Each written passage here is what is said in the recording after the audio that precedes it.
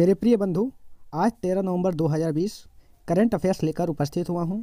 आप लोग पूरा का पूरा वीडियो देखिए और आपको ये जानकारी अगर अच्छी लगती है तो आप लोग सब्सक्राइब कीजिएगा, लाइक कीजिएगा, कमेंट के माध्यम से ज़रूर बताइएगा कि ये जानकारी आपको कैसी लगी। आपको डेली वीडियो मिल जाया करेगा जो आपके एग्ज़ाम के लिए बहुत ही हेल्पफुल रहेगा। तो चलिए ज़्यादा देर न किए हम लोग चलते हैं आज के पहले सुर्खियाँ की तरफ। तो पहला सुर्खियाँ ये है कि भारत ब्राज़ील द्विपक्षीय बैठक आयोजित। दोस्तों, ये बैठक जो हुई है भारत ब्राज़ील द्विपक्षीय बैठक, ये बैठक विदेश मंत्री एस जयशंकर और ब्राज़ील के समक्ष के बीच हुई है। तो विदेश मंत्री कौन? तो एस जयशंकर और ब्राज़ील के समक्ष हुई ये बैठक हुई है दोस्तों। और मित्रों, इसका जो मुद्दा देखते हैं कि मुद्दा क्या था इस बैठक का। तो दोस्तों, भारत ब्राज़ील सामरिक साझेदारी को मजबूत करना। क्या? भारत ब्राज़ील सामरिक साझेदारी को मजबूत करना और स्वास्थ्य सेवा में सहयोग, आपूर्ति श्रृंखला लचीलापन लाना और साइबर सुरक्षा इत्यादि के बारे में बात हुई है। और उन्होंने भारत की यूएनएससी की आगामी सदस्यता, G4 की भूमिका और यूएनएससी में भारत की प्राथमिकताओं जैसे मुद्दे पर भी चर्चा की। दोनों देशों ने किसी भी रूप में आतंकवाद की निंदा की और ऐसे मुद्दों को निपटाने में अपने सहयोग की भी पुष्टि की कि हम आतंकवाद चिंताजनक जो विषय है इस पे हम ब्राज़ील और भारत दोनों मिलकर इससे निपटने में सहयोग देंगे। तो देखते हैं ब्राज़ील के बारे में। दोस्तों, ब्राज़ील दक्षिण अमेरिका और लैटिन अमेरिका दोनों में सबसे बड़ा देश है और क्षेत्रफल के हिसाब से दुनिया का 5वां सबसे बड़ा देश है और 6वां सबसे अधिक आबादी वाला देश है। दोस्तों, क्षेत्रफल के हिसाब से अगर देखें तो ब्राज़ील जो है 5वां सबसे बड़ा देश है और 6वां सबसे अधिक आबादी वाला देश है ब्राज़ील। दोस्तों, राजधानी देखते हैं ब्राज़ील की। तो ब्राज़ील की राजधानी ब्राज़ीलिया है और मुद्रा की अगर बात करें हम लोग ब्राज़ील के, तो ब्राज़ीलिया ही रियाल है। और भारत और ब्राज़ील ब्रिक्स संगठन के हिस्सा हैं। तो ब्राज़ील और भारत जो हैं ब्रिक्स संगठन के हिस्सा हैं। क्या है? तो ब्राज़ील और भारत ब्रिक्स संगठन का हिस्सा हैं। और ब्राज़ील के राष्ट्रपति की अगर हम बात करें तो ब्राज़ील के राष्ट्रपति जायर बोल्सोनारो हैं। कौन है? तो जायर बोल्सोनारो। तो देखते हैं दूसरा है कश्मीर केसर GI टैग को बढ़ावा देने के लिए ई-ऑक्शन पोर्टल की शुरुआत की गई है। तो ये क्या है? दोस्तों, कश्मीर केसर GI टैग को बढ़ावा देने के लिए ई-ऑक्शन पोर्टल की शुरुआत की गई है जो जम्मू कश्मीर सरकार ने देश भर में कश्मीर केसर के व्यापार को बढ़ावा देने के लिए एक नई नीलामी पोर्टल शुरू किया है। और इसका मुख्य उद्देश्य क्या है? तो इसका मुख्य उद्देश्य है कश्मीर केसर की गुणवत्ता खरीदने के लिए देश भर के खरीदारों को एक मंच प्रदान करना है। और यह जम्मू और कश्मीर के कृषि विभाग द्वारा भारत अंतर्राष्ट्रीय कश्मीर ट्रेनिंग सेंटर के सहयोग से बनाया गया है। दोस्तों, कश्मीर केसर की अगर बात करें, इसकी खेती जम्मू और कश्मीर के करवा उच्च भूमि क्षेत्र में पुलवामा, बड़गांव, किश्तवाड़ और श्रीनगर जिले में की जाती है कश्मीर केसर की खेती। दोस्तों, सौंदर्य प्रसाधन और इसका जो उपयोग है सौंदर्य प्रसाधन औषधि प्रयोजनों के लिए उपयोग किया जाने वाला एक प्रसिद्ध मसाला है। यह समुद्र तल से 16 मीटर से 18 मीटर की ऊंचाई पर खेती की जाती है और यह मुख्य रूप से 3 प्रकार के होते हैं। केसर जो होते हैं कश्मीर केसर वो मुख्य रूप से 3 प्रकार के होते हैं: लाछा केसर, मोगरा केसर और गुच्छी केसर। दोस्तों, GI टैग आया।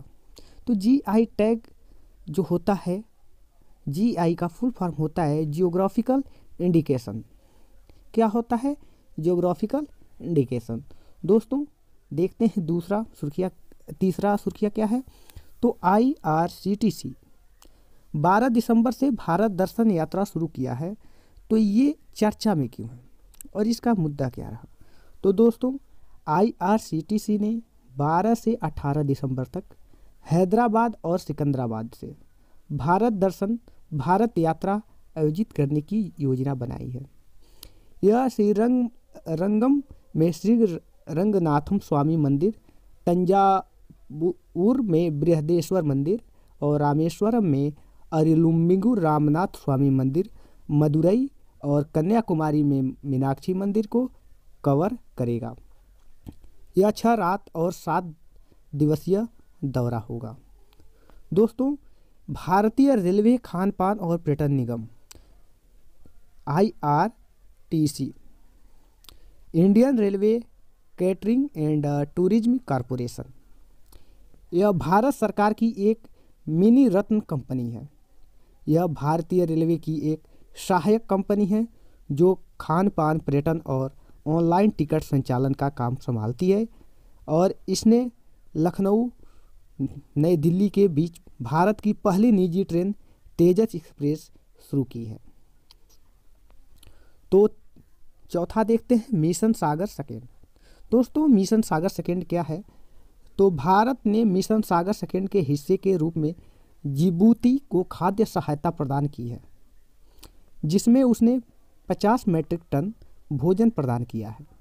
मिशन सागर सेकेंड के तहत INS एरावत सूडान, दक्षिण सूडान, जिबूती और एरिट्रिया को कोविड-19 महामारी और प्राकृतिक आपदाओं के खिलाफ लड़ाई में भोजन सहायता प्रदान करेगा।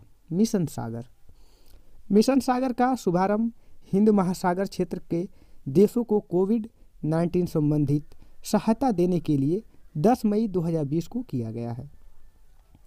जिबूती, दोस्तों जिबूती देखिए यहाँ पे है।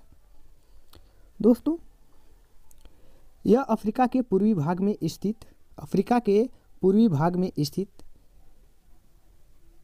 हॉर्न ऑफ अफ्रीका का हिस्सा है।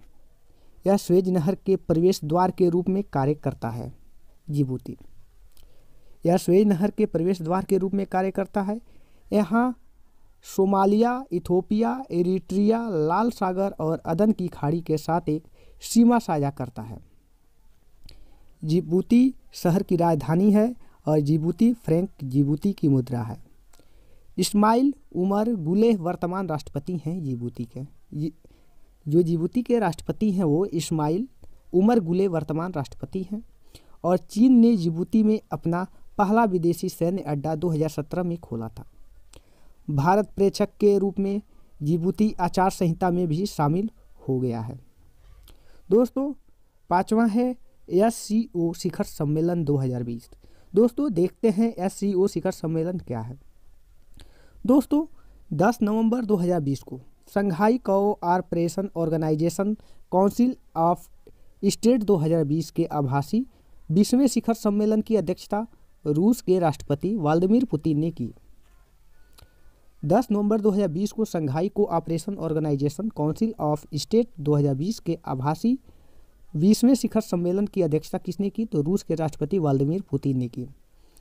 और भारतीय प्रतिनिधिमंडल का नेतृत्व प्रधानमंत्री नरेंद्र मोदी ने किया। यह वर्चुअल प्रारूप में आयोजित पहला सम्मेलन था। 2017 में पूरे सदस्य बनने के बाद भारत ने तीसरी बैठक में भाग लिया था। और तजाकिस्तान के राष्ट्रपति इमोमाली रहमोन 2021 में SCO की अध्यक्षता ग्रहण करेंगे। और इस शिखर सम्मेलन में 16 दस्तावेज को अपनाया गया है। मौजूदा SCO शिखर सम्मेलन में सभी 8 SCO सदस्य देशों जैसे 8 SCO देशों रूस, भारत, चीन, Pakistan, Kazakhstan, Tajikistan, Uzbekistan, Kyrgyzstan के प्रमुखों ने भाग लिया है। 4 पर्यवेक्षक राज्यों ने ईरान, अफगानिस्तान, मंगोलिया और बेलारूस के प्रमुख भी इस SCO शिखर सम्मेलन में भाग लिया है। दोस्तों इसका महत्व क्या है। तो इसका महत्व है मास्को घोषणा पत्र को अपनाने के साथ ही यह SCO शिखर सम्मेलन समाप्त होने की उम्मीद है। SCO से द्वितीय विश्व युद्ध की 75वीं वर्षगांठ है। कोविड-19 डिजिटल अर्थव्यवस्था को आगे बढ़ाने, इंटरनेट पर वैश्विक आतंकवाद के प्रसार का मुकाबला करने के साथ ही नशीली दवाओं के खतरों का मुकाबला करने सहित विभिन्न मुद्दों पर बयान देने की उम्मीद है। SCO के बारे में अगर हम बात करें तो सचिवालय बीजिंग चीन में स्थित है और महासचिव जो हैं व्लादिमीर इमामोविच नोरोव हैं SCO के महासचिव। देखते हैं अगला प्रोजेक्ट एयर केयर संदर्भ में। दोस्तों, प्रोजेक्ट एयर केयर संदर्भ की अगर बात करें तो हरियाणा के मुख्यमंत्री मनोहर लाल खट्टर ने गुड़गांव में बढ़ते वायु प्रदूषण से निपटने के लिए प्रोजेक्ट एयर केयर का अनावरण किया है। किसने? तो हरियाणा के मुख्यमंत्री मनोहर लाल खट्टर ने। वायु गुणवत्ता में सुधार करने के लिए 65 wing augmentation air purifying units WAYU को गुड़गांव के उच्च वायु गुणवत्ता सूचकांक AIQI वाले क्षेत्रों में स्थापित किया जाएगा। इन एयर प्यूरिफायर को CSIR NEERIS council of scientific and industrial research, national environmental engineering research institute IIT, Indian institute of technology Bombay द्वारा विकसित किया गया है। यह परियोजना Gurugram metropolitan development authority GMDA और GSK GlaxoSmithKline consumer health care के बीच एक सार्वजनिक निजी साझेदारी के तहत शुरू की गई है। दोस्तों, महत्वपूर्ण तथ्य जो हैं देखते हैं तो हरियाणा की राजधानी चंडीगढ़ है और हरियाणा के राज्यपाल सत्यदेव नारायण आर्य हैं और हरियाणा के मुख्यमंत्री मनोहर लाल खट्टर हैं और हरियाणा का उत्सव मेला सूरजकुंड मेला है, अंतर्राष्ट्रीय मेला पिजौर विरासत है, महोत्सव गोपाल मोचन मेला, मसानी मेला, गंगा नवमी महोत्सव और हरियाणा नृत्य की अगर बात करें तो धमाल, घूमर, गुंगा, खोरिया, लुरफॉग, ये सब हरियाणा के नृत्य और हरियाणा का उत्सव और मेला है। दोस्तों, अगला देखते हैं डे 13 नवंबर वर्ल्ड किडनेस डे जो है हर साल 13 नवंबर को वर्ल्ड किडनेस डे यानी विश्व दयालुता दिवस मनाया जाता है। यह दिन सकारात्मक ऊर्जा और दया के सामान्य धागों पर केंद्रित समुदाय में अच्छे कामों को उजागर करने के लिए किया जाता है और विश्व दयालुता मूवमेंट द्वारा 1998 में पहली बार विश्व दयालुता दिवस मनाया गया था।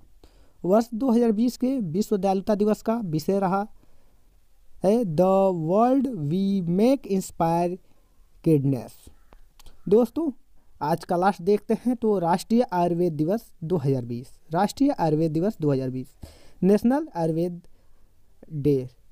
साल 2016 से हर साल धन्वंतरी जयंती के दिन राष्ट्रीय आयुर्वेद दिवस मनाया जाता है और इस वर्ष 5वां आयुर्वेद दिवस 13 नवंबर 2020 को मनाया जा रहा है और इस